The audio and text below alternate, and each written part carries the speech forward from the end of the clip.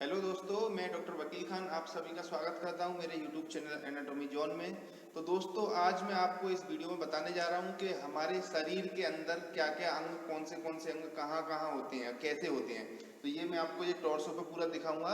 इसमें आपको सारे अंग दिखाऊंगा कि कौन से अंग कहाँ कहाँ रहते हैं। तो जैसे कि अब आपने देख रहे होंगे कि ये जो हमारा चेस्ट वॉल है, यानी अपना चेस्ट वॉल और ये एब्डोमेन वॉल, अगर मान लो मैं इसको हटा देता हूँ तो इसके अंदर सारे ऑर्गन एक एक करके आएंगे। ठीक है, तो ये मैंने आगे से चेस्ट वॉल उठाया, एब्डोमेन का भी हटा दिया।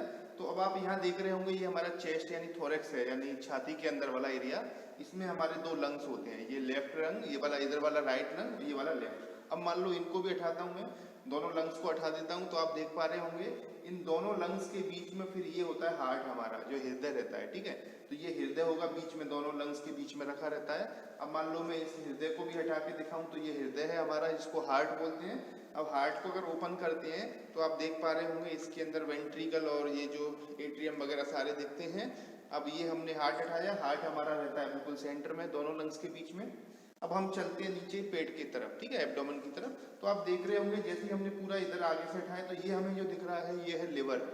लिवर जैसे आपने सुना होगा, तो ये लिवर होता है। लिवर के ये राइट साइड में होता है, लिवर के जस्ट लेफ्ट साइड में आप देख रहे होंगे, अगर मैंने लिवर निकाला पूरा तो इसके साइड में हमें ये स्टमक दिख रहा है। स्टमक जिसको अमाशय बोलते हैं, जिसमें हम खाना खाते हैं, स्टोर होता है, तो ये अमाशय हमारा, ठीक है, स्टमक। अब स्टमक को क्या उठाते हैं तो इसके नीचे आपको ये दिख रहा होगा, इसको हम बोलते हैं लार्ज इंटेस्टाइन। यानी कि जैसे स्टमक स्टार्ट होता है स्मॉल इंटेस्टाइन। तो अगर मान लो मैं स्टमक को भी दिखाऊं आपको, तो ये स्टमक है, स्टमक के अंदर जैसे ये फोल्ड अंदर से ऐसा रहता है, इसके अंदर ही पूरा खाना आके स्टोर होता है। स्टमक जे शेप का रहता है। इसके नीचे आप देखेंगे तो ये जो दिख रहा है आपको, ये है स्मॉल इंटेस्टाइन। स्मॉल इंटेस्टाइन ये बीच में जो भरी हुई है, स्मॉल इंटेस्टाइन बोला जाता है इनको। और ये जो आपको डार्क कलर में दिख रहा है ये लार्ज इंटेस्टाइन, ठीक है। तो अब जैसे मान लो मैं लार्ज इंटेस्टाइन का थोड़ा ऊपर वाला पार्ट हटाता हूँ तो आपको ये अंदर जो दिख रहा है ये है हमारी पेनक्रियाज, जिसकी वजह से हमें डायबिटीज या शुगर की प्रॉब्लम आती है। वो जो डायबिटीज में जो इंसुलिन बनाती है, ये वाला पार्ट जो हमारा बनाता है, जो स्टमक के नीचे रहता है, पेनक्रियाज, ठीक है।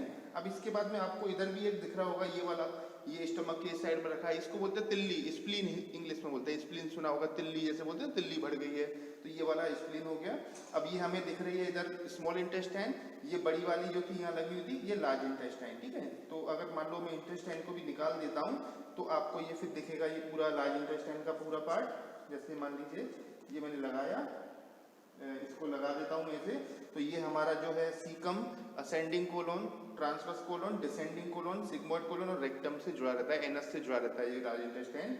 अब मान लो मैं इसको भी हटाता हूँ तो आप देख पा रहे होंगे कि जो अगर मैं लार्ज इंटेस्टाइन को हटाता हूँ तो इसी लार्ज इंटेस्टाइन में आपको देखेंगे इधर हमें जो स्टार्ट होता है, ये बड़ा वाला पूरा लार्ज इंटेस्टाइन है, ठीक है, बड़ा वाला, यानी इसके ऊपर ये वाला पार्ट ऐसे लगा रहता है, ऐसे करके ये लार्ज इंटेस्टाइन है। तो ये जो जहाँ से स्टार्ट होती है इस वाले पॉइंट से, इसके नीचे ये अपेंडिक्स होती है, यानी लार्ज इंटेस्टाइन में बड़ी कोलोन बोलते हैं, इसके स्टार्टिंग में ये अपेंडिक्स, सुना है, जैसे अपेंडिसाइटिस हो गया, अपेंडिक्स की नस बढ़ गई तो इसमें इन्फेक्शन होता है, उसी को अपेंडिसाइटिस बोलते हैं। ये पूरा स्टार्ट होता है इधर से और जाके खत्म हो जाता है एनस में, रेक्टम के अंदर, जहाँ से स्टूल पास किया जाता है, ठीक है। अब ये जैसे मैंने पूरा इंटेस्टाइन पूरी हटा दी, छोटी आंत बड़ी आंत हटा दी, तो आपको ये पीछे जो दो स्ट्रक्चर दिख रहे होंगे, ये बहुत इंपॉर्टेंट ऑर्गन है, जैसे इनको बोलते हैं किडनी या गुर्दे, सुना होगा आपने, जो यूरिन बनाते हैं, तो ये बिल्कुल पीछे साइड में आपको दिख रहे होंगे, ये होते हैं दोनों किडनी, ठीक है। किडनी एक राइट साइड में, लेफ्ट साइड में। किडनी को भी खोलूंगा तो इसके अंदर ये कैलेक्स वगैरह दिखेंगे, पूरे रीनल किडनी के अंदर का स्ट्रक्चर, इसी एरिया में स्टोन बन जाते हैं, पथरी जो बनती है, ठीक है। ये दोनों साइड में दो किडनी होती है हमारे।